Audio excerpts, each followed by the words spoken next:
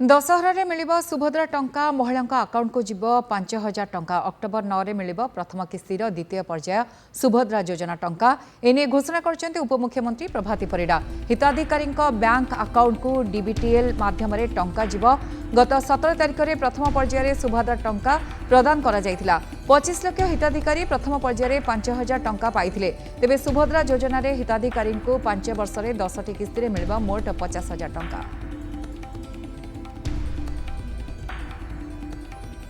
आसंता 9 तारिख रे ये द्वितीय किस्ती दिज्व बारीपदारू ये